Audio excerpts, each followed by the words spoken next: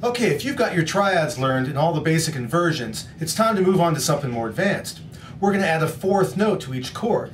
And these are called collectively 7th chords because we add the interval of a seventh above the root of each chord. There are 5 types of 7th chords, so let's get started.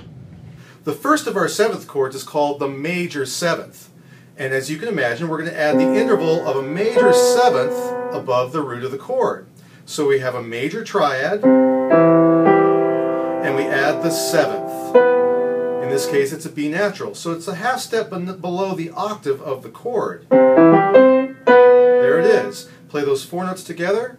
It's a very pretty sound. If we only hear the major 7th interval by itself, it's rather harsh and dissonant. But when you add the rest of the major triad underneath it, it's very nice. That chord gets used in a lot of R&B and jazz material. The next of our chords to learn is the dominant 7th. We start again with the major triad, and then we add the minor 7th interval on top of it. It has more of a bluesy quality to it, or we also use it as a chord of tension that likes to resolve, and we'll talk more about that in a different harmony lesson. Major triad with a minor 7th. The next one is the minor 7th chord, and as you can assume from the name, we start with the minor triad, and it also has the minor 7th on top of the chord. It gets used in a lot of jazz and in some rock material and in R&B. It's a very nice chord. It has a smooth but kind of a melancholy quality to it.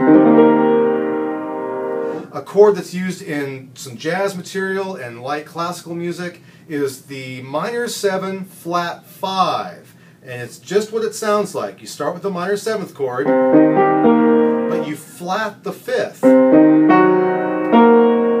And for those of you who know your triads really well, you'll spot that that's a diminished triad with the minor 7th on top. So another name for this, by the way, is it's called the half diminished 7th chord. If you hear someone refer to it as a half diminished, now you know it's the same thing as the minor 7 flat 5. It's a chord of tension, and it's usually used to suggest movement or to make you have to resolve onward. And the last of our chords to look at here is the diminished 7th chord. And as you can assume from the name, it starts with the diminished triad. But this time we add what is called the diminished 7th on top of it. Well, how do we make a diminished 7th? If we start with a major 7th and we lower it once, that becomes a minor 7th. If we lower a minor interval, we call it diminished. So for the minor 7th to be lowered again, we call that the diminished 7th interval. We're going to add the diminished 7th on top of our diminished triad to get that. And now you might think, well, why don't we just call it a 6th? It's a 6th above the root. And it is, and that's how you might see it spelled in some notation. But really, if it's spelled correctly, in this case it would be spelled as B double flat. And just like we did with our triads, you need to learn these in all of their inversions. So let me show you how to do that.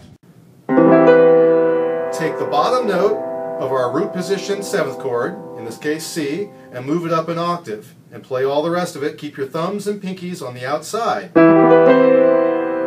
Now take the bottom note and move it up an octave. We got that. Bottom note, take it up an octave. And if we go one more, we're back to root position. And then we come down. I rolled the chord a little bit just to let you hear it, but you don't have to. Okay, so now I'm just going to go ahead and practice all of our chords up and down through all of the inversions so you can see an entire practice regimen in the key of C.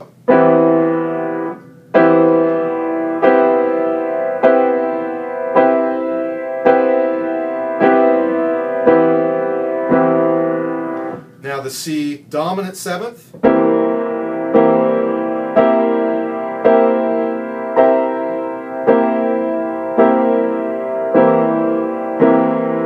Start out hands separate if you need to.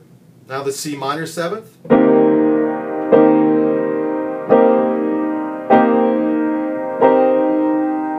I'm using the pedal to sustain each chord a little bit while while I lift up my hand and move to the next inversion. Now we have the minor 7 flat 5.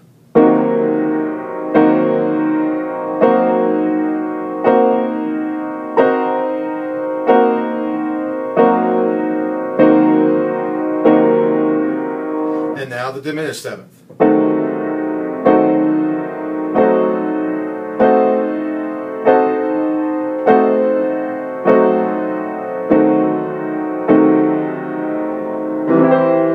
I don't like to end on that dissonant chord, so I resolve to the major triad. Well, there you've got a great way to practice these 7th chords and all their inversions. Do 1 key a week, and in 12 weeks, you own them. They're yours, and nobody can ever take them away from you. Get to rockin'.